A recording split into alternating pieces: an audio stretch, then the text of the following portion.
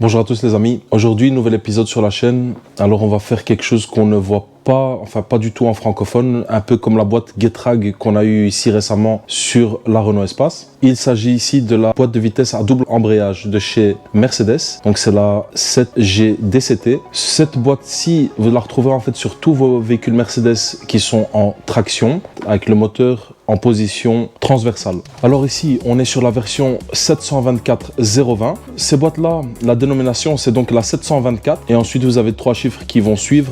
Ici, on est donc sur la version 724-020. Mais vous pouvez avoir tout à fait une autre version de la 724.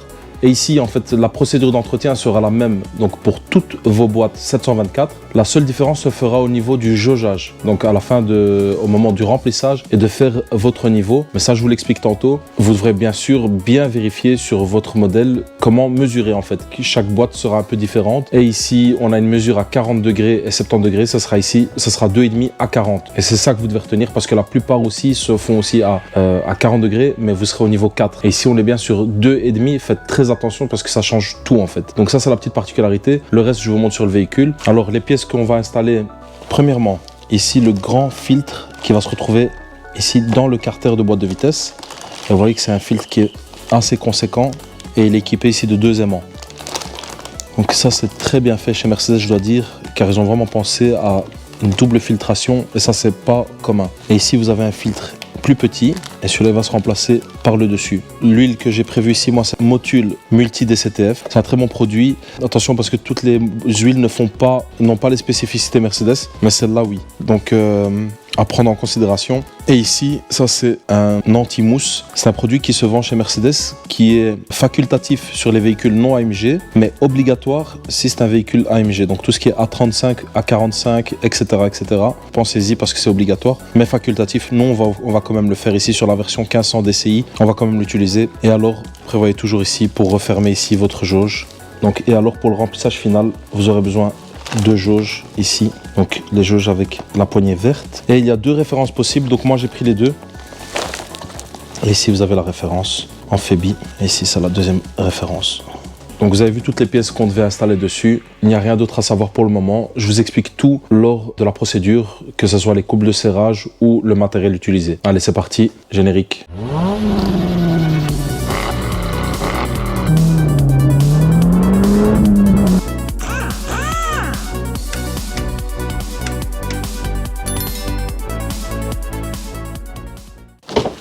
Ok les amis, on est tout de suite parti.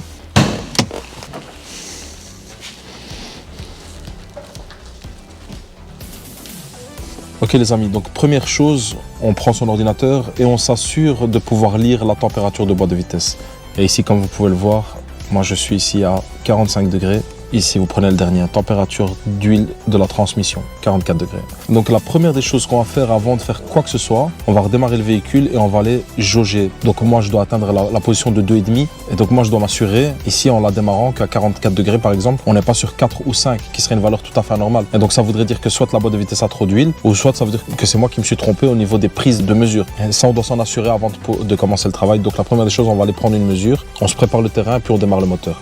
Ok les amis, donc première des choses, nous on va travailler dans cette zone. Donc vous allez venir repérer ici votre conduit de jauge qui se trouve juste ici. Donc vous avez votre boîte à air. Vous allez voir tout de suite, on va devoir démonter toute cette partie-là pour accéder au filtre. Mais ça, c'est pas le plus urgent. Le plus urgent maintenant, c'est de pouvoir prendre une mesure pour voir plus ou moins où est-ce qu'on en est. On retire son cache. Alors on va venir sauter la goupille. De toute façon, elle sera remplacée.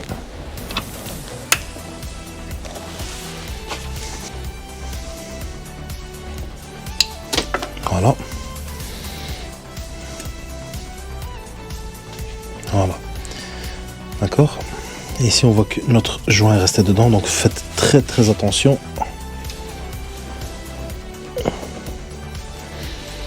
Voilà. On récupère son joint. Voilà. Alors donc, on récupère ici son couvercle et on le met de côté. Ok. Et donc, ici, on va venir récupérer sa nouvelle jauge. On voit ici qu'elle est graduée. Et cette graduation, en fait, ici, vous allez voir que ça va de 1 à 12. Et c'est avec ça qu'on va déterminer, en fait, donc son niveau d'huile. Et nous, ici, en finale, on doit se retrouver à 2,5. Je vais prendre une valeur ici à 44 degrés qui est proche de la valeur finale. Donc, je dois me retrouver certainement en dessous des 3, mais obligatoirement en dessous des 4. Sinon, ça veut dire qu'il y a une erreur. D'accord? Donc ça, on va faire ça tout de suite. On peut démarrer le véhicule.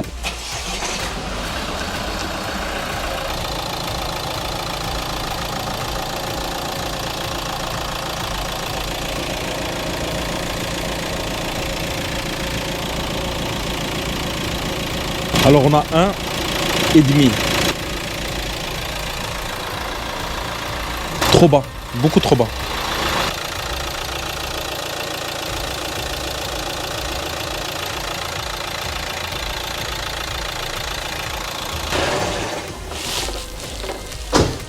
Donc première chose, on se rend compte ici, donc sur notre jauge, qu'on était à 1,5, plus ou moins 1 et 1 tiers, 1,5. Donc on était ici à peu près. Alors que 41 degrés, donc c'est la valeur pour le contrôle de cette boîte, c'est la valeur en fait qu'on donne, c'est entre 38 et 42 degrés. Attention, c'est pas 37, c'est pas 43. Je vous confirme que c'est bien entre 38 et 42. Autrement, il faut laisser soit refroidir, soit réchauffer. Maintenant que vous savez ça, mais on se rend compte ici qu'on est trop bas. Donc ici à 1,5, nous on doit arriver à 2,5, ce qui correspond en fait entre les deux à pas grand chose, hein, mais elle doit manquer à peu près 500 ml d'huile au total. Et ça, nous on va venir le corriger ici en faisant l'entretien. Par contre, ce dont je suis sûr maintenant, c'est que c'est pas les boîtes qui doivent se retrouver au niveau du 4. Si j'aurais été à 3,5 ou 3 quarts, un truc comme ça, donc ça veut dire qu'on aurait eu une mauvaise valeur. Donc là, j'aurais pas pu le faire correctement en tout cas. Donc tout ça c'est bon, on a tout vérifié. Ça c'est en ordre. On va tout de suite attaquer. Maintenant, on va devoir tout dégarnir et je vous montre ça tout de suite. Donc, d'abord, on dégarnit ici. Ensuite, on passe en dessous du véhicule, on retire le cache en dessous. Ensuite, je vous montre tout ce que vous devez savoir. Avant toute chose, on va venir dépoussiérer son capuchon entièrement et on referme ici. Voilà, juste comme ça. Ok, c'est parti.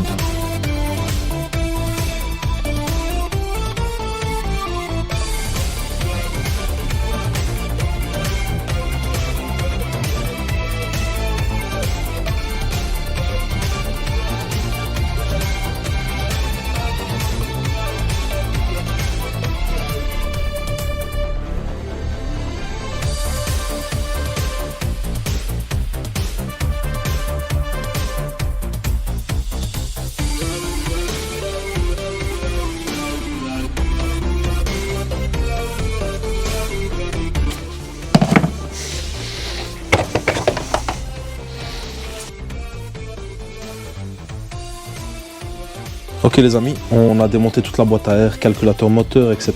Et voilà, donc on se retrouve ici en fait tout à fait comme ça. Et là on aura en fait ici notre cloche de petit filtre à huile et en dessous, juste en dessous le carter de boîte de vitesse qu'on va devoir aussi retirer. Pour ça il va falloir accéder, mais on accédera plus facilement par le bas en fait à toutes les vis, mais ça je vous montrerai par le bas, ce sera plus facile. Mais donc vous devez vous retrouver avec une baie comme ça tout à fait dégagée.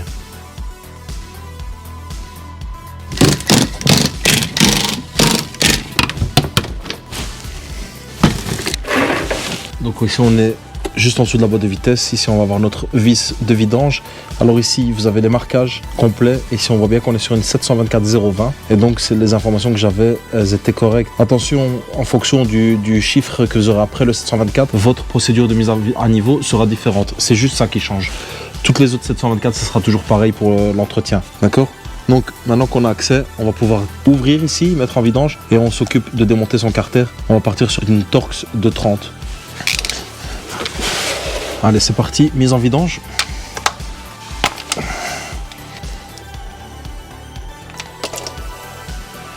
Wow, ok. Ok, elle est morte. C'est très clair, c'est mort. Hein. C'est noir, c'est un noir profond. Et ici, en fait, vous avez votre vis qui est équipé d'un aimant, en fait, et on va devoir le nettoyer entièrement. Et ici, ce que vous voyez, les petites paillettes, c'est votre émail de fer. Ok, donc on est parti, Torx de 30.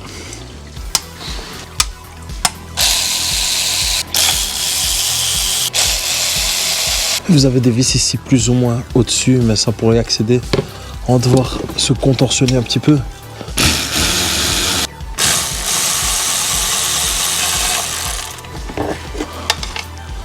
Voilà.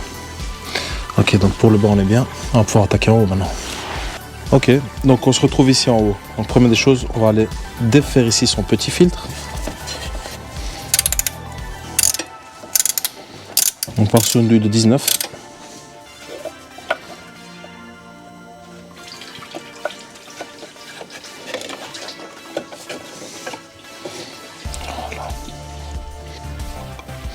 Et donc voilà, on se retrouve avec le filtre un petit peu comme celui qu'on avait vu sur la boîte de vitesse Getrag. Et regardez ici, sa texture a complètement changé. Elle est remplie de l'émail de fer. Hein.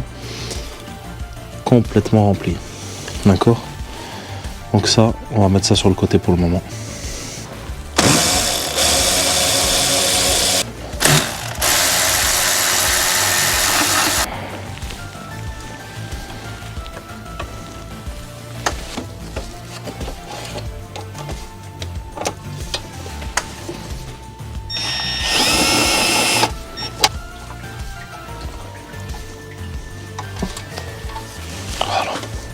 Donc à ce niveau-là, toutes les vis sont retirées. On va pouvoir retirer ici notre carter ici par le bas.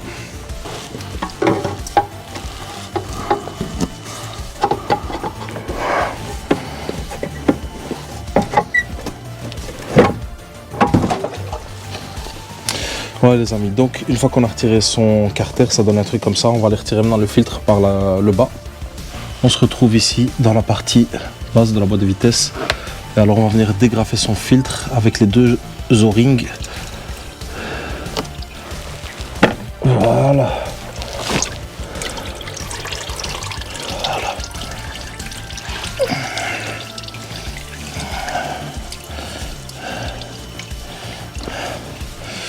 Voilà, donc on retire son filtre juste comme ça.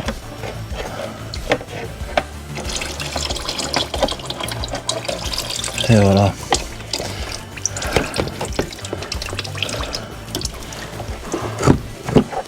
Voilà. Et on s'assure donc qu'on a récupéré ces deux joints. Ce qui est très important. Donc vos joints doivent être sur votre filtre, pas dans la boîte, sinon on retourne les chercher. Et ici alors on peut apercevoir toute la limaille de fer. Regardez. Ce qui est tout à fait normal, c'est le premier entretien de cette boîte de vitesse. Et elle a développé toute sa limaille de rodage, ce qui est tout à fait normal. Ça aurait dû être éjecté bien avant tout ça en fait. Mais c'est pas grave. Donc maintenant on va pouvoir faire ça. Et ici on voit aussi qu'on est encore sur les anciennes générations de filtres, c'est-à-dire sans aimant de récupération. Voilà. Donc maintenant ce qu'on va faire, on va renettoyer tout son pourtour de boîte. D'accord? On n'utilise absolument pas de nettoyant frein. Donc ça c'est vraiment la règle. Et on retire juste le surplus, mais on va vraiment pas dans le détail, attention.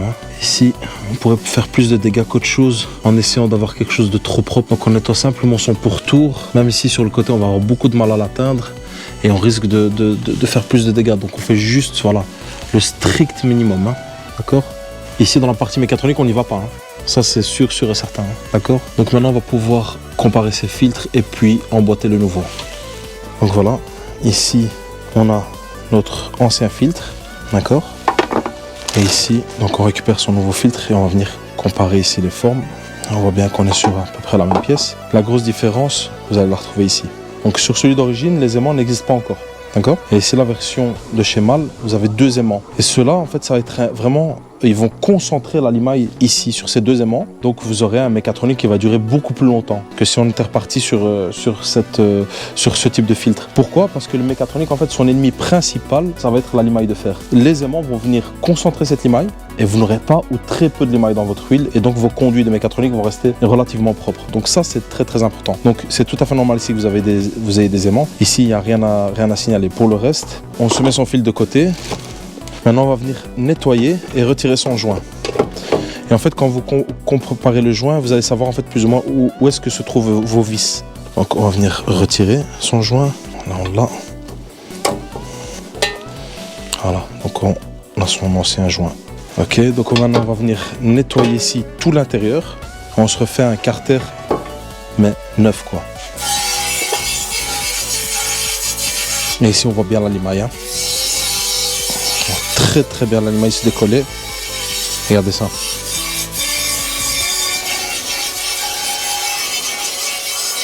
Il change littéralement de couleur. Voilà.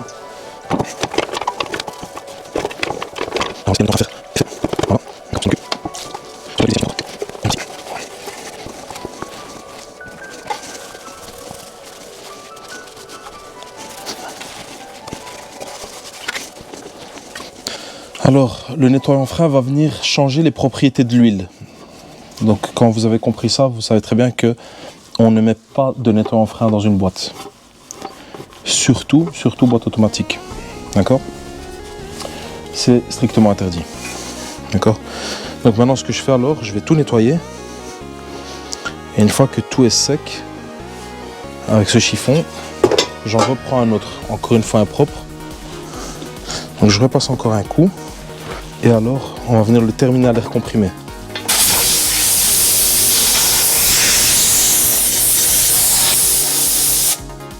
Voilà. Et donc vous avez quelque chose qui est vraiment brillant, tout à fait propre. On va récupérer son joint et vous allez voir que sur votre joint, en fait, vous avez ici des petits détrompeurs, en fait, Ce sont des guides qui vont venir maintenir votre joint sur votre carter. Très important. Donc on va venir le déposer et clipser tout ça. Et donc on a un truc comme ça, d'accord?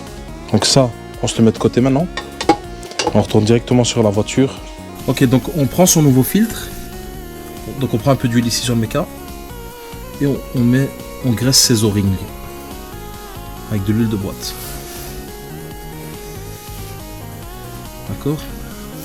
Ensuite on vient glisser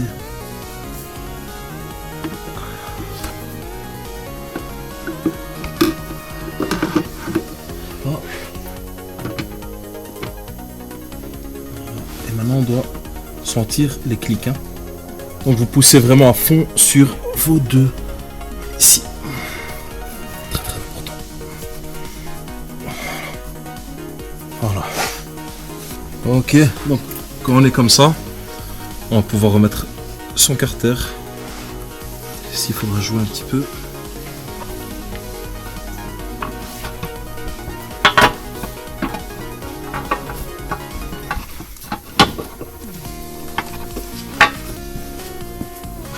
On est bien, on est bien.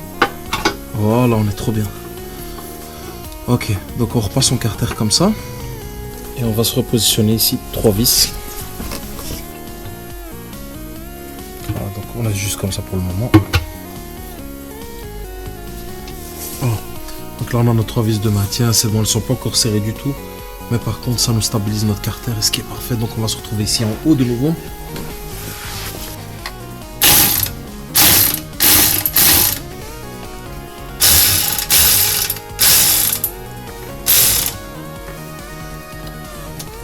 Donc on rapproche juste simplement pour le moment. Et c'est après qu'on viendra faire le serrage définitif. Donc là on est déjà bien.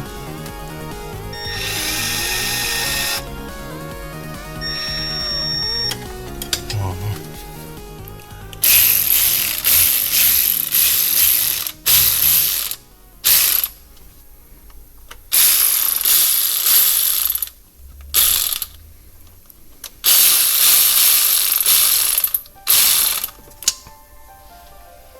Ok les amis, donc là maintenant on va faire le serrage définitif. Et donc on va commencer avec les vis au milieu, ok? Et alors on va faire son escargot, tout simplement comme ça. Donc 1, 2, 3, 4, 5, 6 et puis 7 et 8. Voilà, ça se fait assez bien, mais on va essayer de passer la clé, ça va être autre chose. Mais voilà, et vous serrez ça entre 8 et 9 Nm. Moi je vais prendre 9 Nm par sécurité.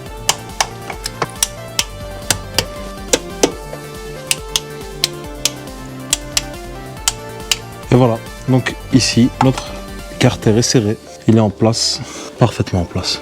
Donc on va pouvoir maintenant aller changer le filtre supérieur. On va venir nettoyer ici le filtre, il va mollo 1, juste on dégraisse un petit peu. On se retrouve ici avec notre ancien filtre à huile. Et ici, regardez, est vraiment dans un sérieux état. On se le réserve. Et on va faire la même chose ici, donc pour décrasser ici toute la crasse.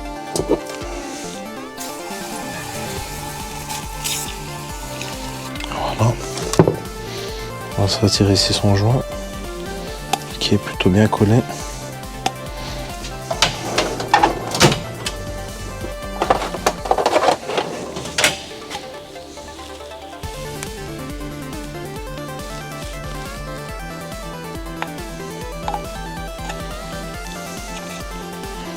Voilà. Donc, et voilà. Donc on a quelque chose de vraiment tout à fait propre. Et ici on a le couple de serrage, effectivement de 25 Nm. Apparemment il n'a pas de sens. Ok, donc on va venir le replacer.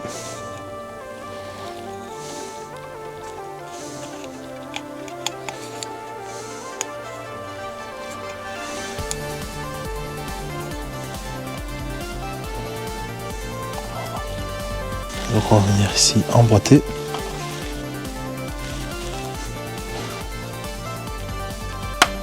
Voilà, donc on a bien un clic de confirmation. Voilà.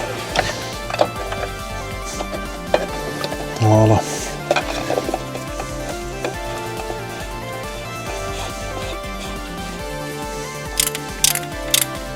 On le met juste comme ça contre. Voilà.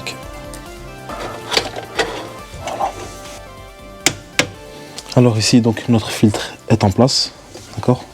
On va pouvoir maintenant s'occuper de l'aimant. Voilà, donc ici on a notre aimant ici avec toute la limaille, regardez. Très impressionnant. Allez, c'est parti, nettoyage.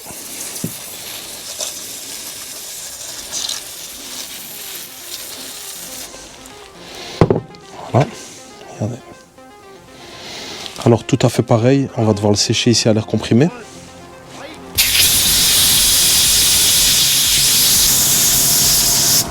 On a ici récupéré sa vis aimant qui est entièrement propre, elle est vraiment comme neuve.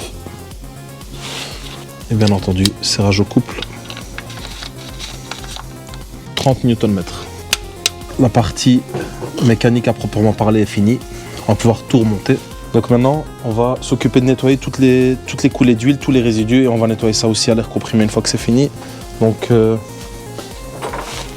c'est parti, nettoyant frein. Et vous allez partout où votre huile a coulé.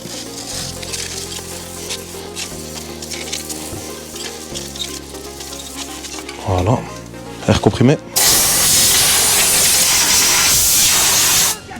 Partie mécanique, elle est faite. Maintenant, on va pouvoir commencer à remballer sa boîte à air, son calculateur, etc. On remonte tout, hein, d'accord? Nettoyage est fait. Vous voyez bien, c'est vraiment tout propre. Donc on est bien. On va juste commencer à graisser un petit peu. Donc ici, début mètre, on va utiliser ici spray silicone. Et ici, par contre, j'ai dit que c'est lube.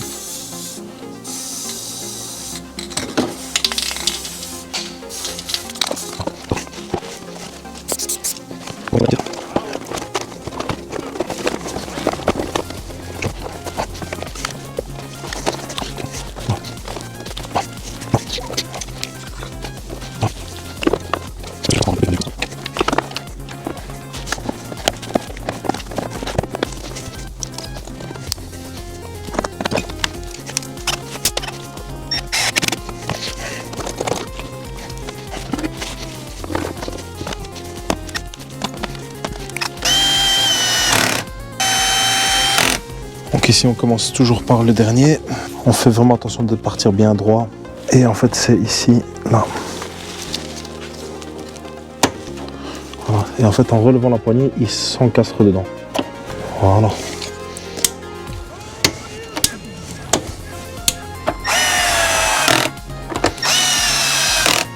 Ok, donc les amis, maintenant on va se retrouver ici. Première des choses, donc on s'assure qu'on n'a pas de poussière. Donc je vais quand même remettre un petit coup de nettoyage ici.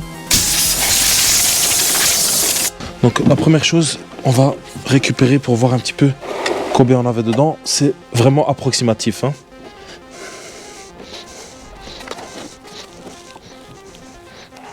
Alors ici, on voit bien toute la limaille dorée en fait, hein. Ah, c'est vraiment bien prononcé, bien présent. Donc comme quoi, l'entretien de ces voitures, c'est vraiment à faire tous les 60 000.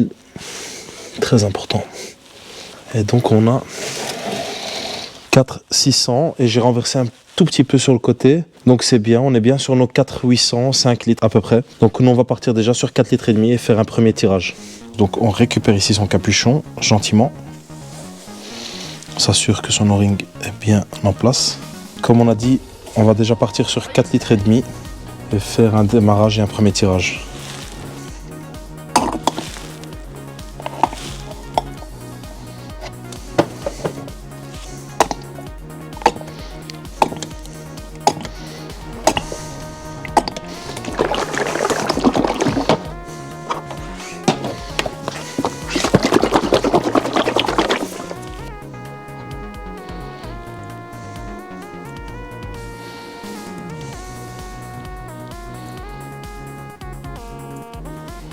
Alors, je vais venir ajouter mon additif.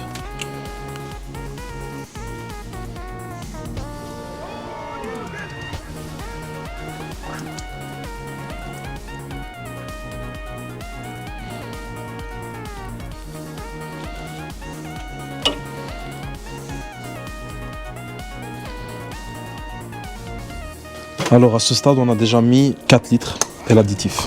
Maintenant, on va pouvoir ajouter 500 ml.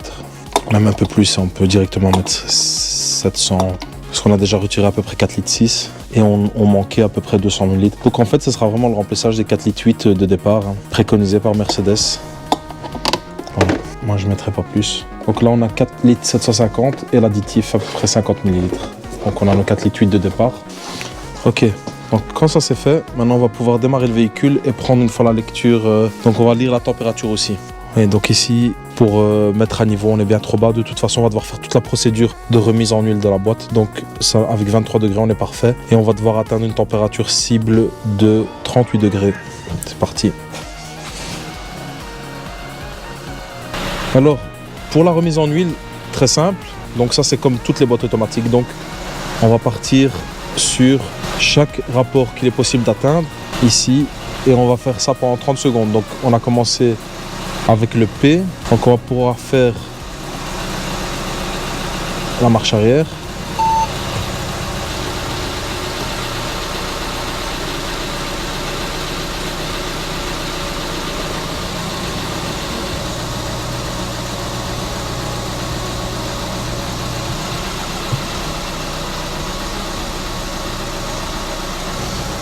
Voilà, donc quand c'est comme ça, on va la laisser maintenant tourner et je vais aller remettre le cache juste en dessous.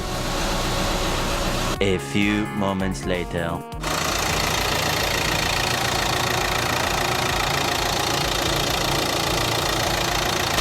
Ok les amis, donc on est sur 38 degrés, on va pouvoir faire le premier tirage. Et donc à partir de maintenant, le tirage en fait, on va pouvoir le faire entre 38 et 42. Ok, là on est sur 38, donc c'est la valeur à laquelle on peut commencer à contrôler. Et on doit arriver ici à 2,5, d'accord?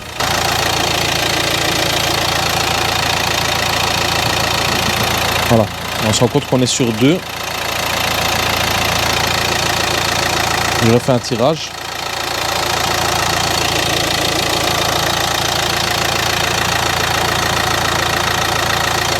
On est sur 2, on va pouvoir remplir un petit peu.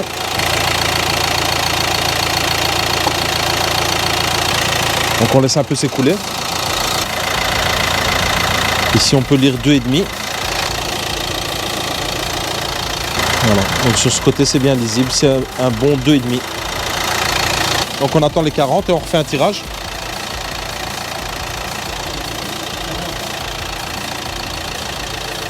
Ok les amis, donc là on est sur 40 degrés. Donc là maintenant on prend directement sa jauge et on la met une dernière fois.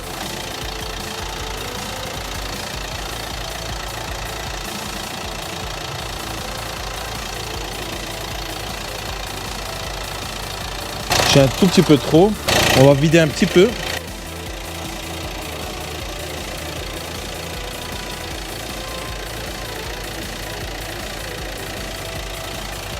Voilà.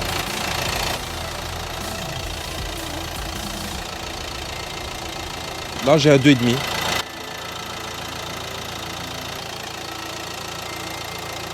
Voilà. Donc là, j'ai vraiment un 2,5 qui est vraiment parfait. Hein. Ici, on le voit bien. On prend encore une dernière fois. Et c'est 2,5. Donc je suis à la moitié, entre 2 et 3.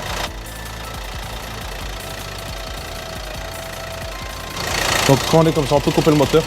Ok, sur la jauge, on est bien sur 2,5 entre 38 et 42 degrés. Il faut vraiment avoir cette précision. Ici, c'est un peu plus délicat. Sur ce modèle-là, il faut être sur 2,5. Mais en général, il faut être sur 4. 4 est plus lisible que 2,5 naturellement. Ici, on est vraiment à peu près bon. Il faut savoir qu'entre entre les 2 et les 3, il y a très peu d'huile en fait. Donc on est très bien. Et alors maintenant, on va pouvoir verrouiller. Donc ici, on reprend son cache ici.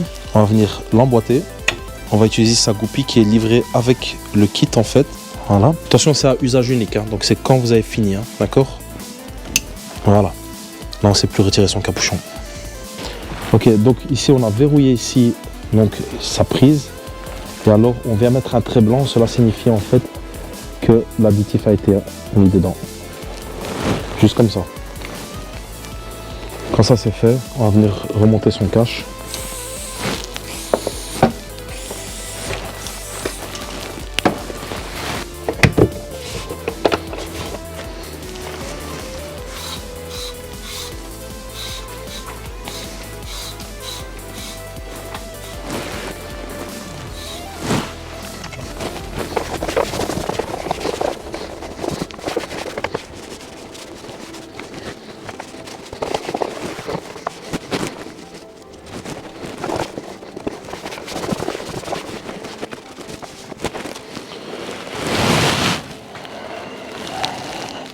Voilà, donc on a le bloc moteur ici qui est tout à fait propre. Et on va aller tout de suite pour un test routier. Allez, c'est parti. Voilà les amis, donc on est parti faire le test routier. Et ce qu'on remarque directement, c'est que les passages de rapport sont d'une douceur incroyable. On passe aussi des rapports plus tôt. Et qui dit qu'on passe des rapports plus tôt, ben naturellement notre consommation va baisser. Ici, donc j'avais 2 défauts qui étaient liés à la pression d'huile, qui étaient enregistrés, qui ne donnaient pas de défaut moteur, mais qui étaient bien enregistrés dans la mémoire. Et ceux-là, on ne les a plus. Mais c'est tout à fait normal, étant donné qu'on avait une pression d'huile très basse, due à la limaille de fer qui était impressionnante en fait dans cette boîte de vitesse. Elle était impressionnante. Oui, mais cela ne pose pas réellement de problème dans le sens où c'est de la limaille de rodage. Donc c'est tout à fait normal en fait, c'est un phénomène qui est tout à fait normal. Le premier entretien, on va toujours évacuer énormément de limaille en fait. Donc c'est un phénomène qui est tout à fait normal. Mais ici voilà, on a des rapports qui passent vraiment d'une douceur, mais vraiment incroyable. Et c'est ce qu'on recherchait aussi. La boîte de vitesse avait aussi quelques petits bugs, donc d'après le propriétaire qui se plaignait en fait d'avoir parfois de mettre la marche arrière mais qui n'avait pas cet engagement de la marche arrière directement, donc il y avait une petite latence. Et ça vient en fait du fait que la pression d'huile était basse. La pression d'huile était basse, non seulement parce qu'on n'était pas à niveau, et en plus de ça, elle était basse aussi parce que aussi nos filtres étaient limaillés en fait. Et alors ici on remarque en fait le test ultime, c'est qu'on arrive au feu rouge et qu'on n'a absolument aucun à-coup. Et on redémarre sans à-coup. Et ici on peut voir même la vitesse de passage des rapports qui est, si j'accélère un petit peu, c'est immédiat quoi. C'est immédiat et sans le moindre à-coup. Sans le moindre à-coup.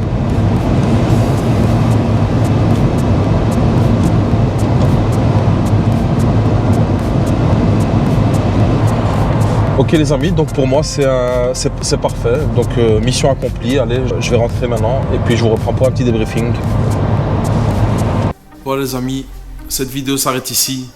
Alors comme vous avez pu le voir, on a fait l'entretien donc de cette boîte 7G DCT et le résultat est à la hauteur des attentes en réalité. On a récupéré des passages, je vais dire d'une douceur extrême, on ne les sent même plus en fait, alors qu'avant on avait vraiment l'à-coup. Et surtout au rétrogradage en fait. Alors, ces boîtes de vitesse, l'entretien tous les 60 000 km, très important. Pensez à réduire cette valeur si vous avez un véhicule cartographié, 45 50 000 max si votre véhicule est cartographié. Pensez aussi à l'additif si vous avez votre version AMG et il est facultatif sur les autres. Donc ici nous on a profité, on l'a mis. Donc suivez bien les procédures, tâchez surtout de savoir votre valeur à la jauge à 40 degrés parce que la mesure se fera toujours à 40 degrés avec 2 degrés de marge, donc plus ou moins. Donc votre valeur de mesure, elle se trouve entre 38 et 42. C'est très important pour ces boîtes-là. Et normalement, vous avez tout ce que vous devez savoir. Vous l'avez dans la vidéo. Et si vous avez des questions, n'hésitez pas. Vous me les posez juste ici en dessous. J'y répondrai dès que possible. Les amis, pensez à vous abonner. On est de plus en plus sur la chaîne. On est bientôt 3000. Donc on peut y arriver, je pense. On va pouvoir le faire. Et je vous dis à très bientôt. Tchuss.